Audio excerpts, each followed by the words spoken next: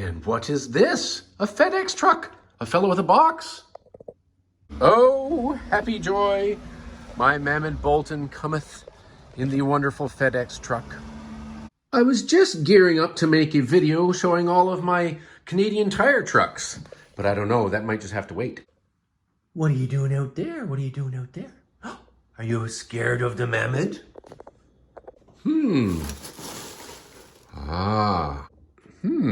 It's got some weight to it.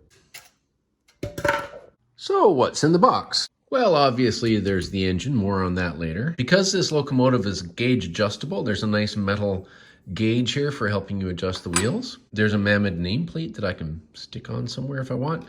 There's a nice chain. There's a small Mamod catalog.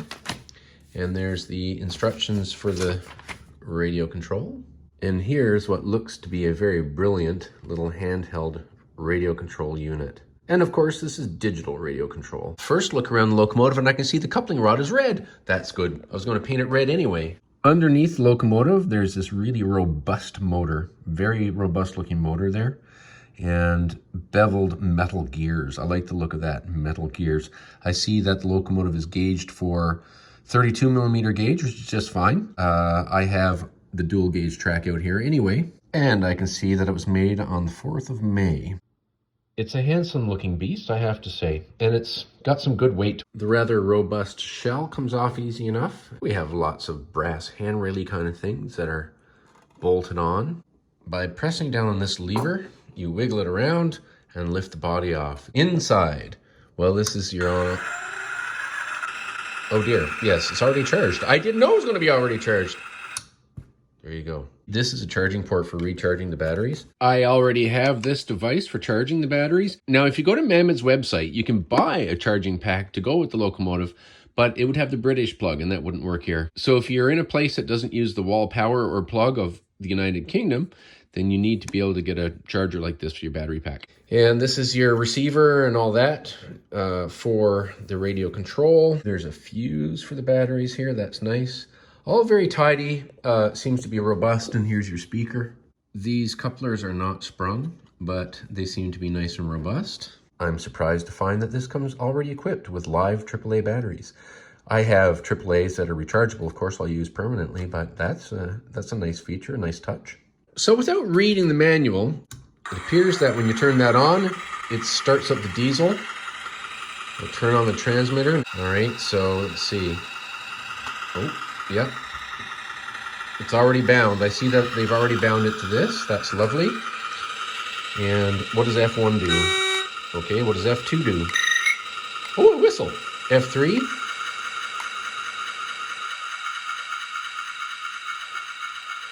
Turns it off.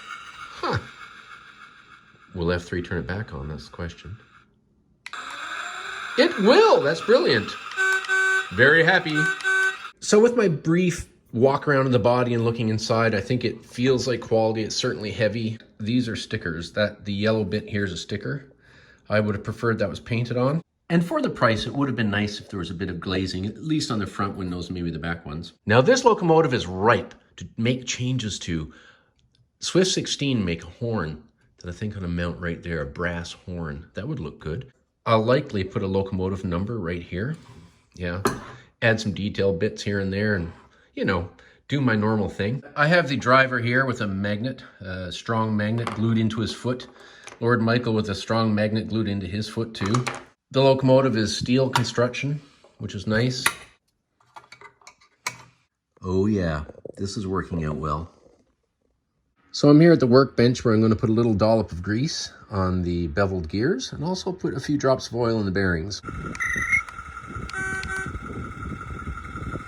It's hard to do with the camera in my hand. Nice smooth start. Okay. Let's see how fast it'll go. Oh well. Scale speed though for this type of engine, it would not. It might not even be this fast. Maybe it's in the software, but it's got some coast to it. There's no flywheel in the motor, but it coasts a little. It will run without turning the sound on. You hear the gears. I'm expecting that's going to quieten as the engine is worn in and the gears get worn together.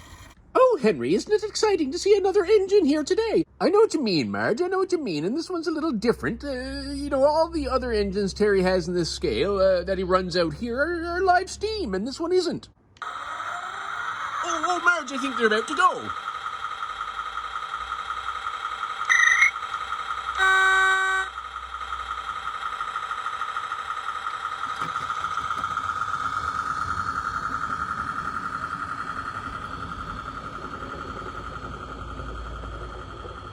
Well, as you can imagine, the Friar likes to see anything that's a bit different.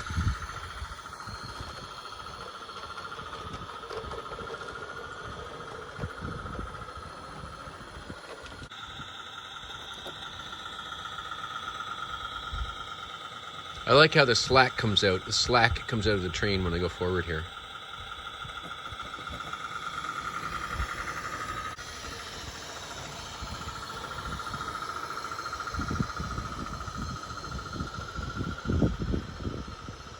One thing I appreciate is that you can feel the center. There's a little clicky feeling when you get to center. So far the locomotive's been tracking well. It's very solid, it feels, on the track.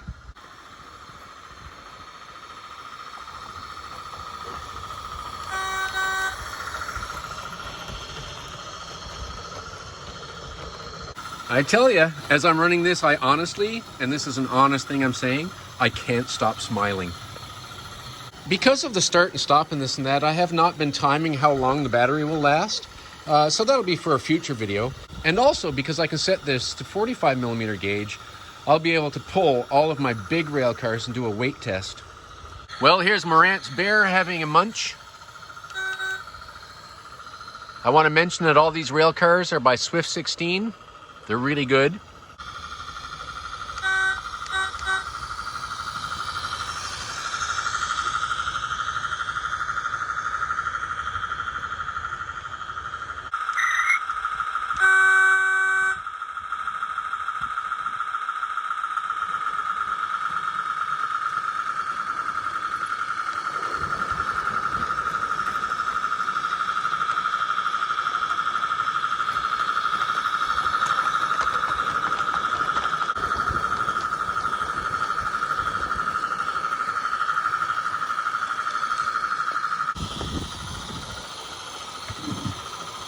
Henry, Marge, come along for the ride.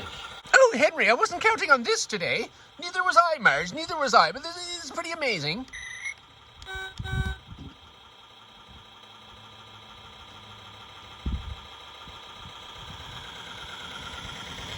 I say, it feels rather grand to get the air in your hair.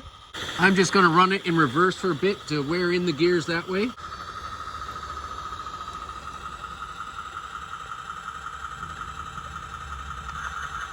All right, so now it's time to provide some final thoughts. All told, I think it's a great engine. It's certainly a quality product. Like I mentioned, the stickers I didn't like so much and all that. The only thing is I found it rather expensive. But then again, if you can save like I did your hobby money and sell a few things, which I did, and then once you spend it, well, it's gone. And then you have the engine. You're either going to feel buyer's remorse, which is, oh, drat, I should not have spent all this money on this, or you're going to love it. In my case, I love it. Yeah, it was a bit pricey. I originally was looking at the IP Engineering Jesse kit, but they would not send it here to Canada, which is unfortunate, but there you go. All in all, it's a quality product, I feel. And like my Mamod Mark III live steam engine and my Mamod Brunel, I think it's an open canvas to add my details to and play around with. You know, Henry, I really hope that people will subscribe to this video and share it so that we can, spread the word about what a wonderful hobby we have.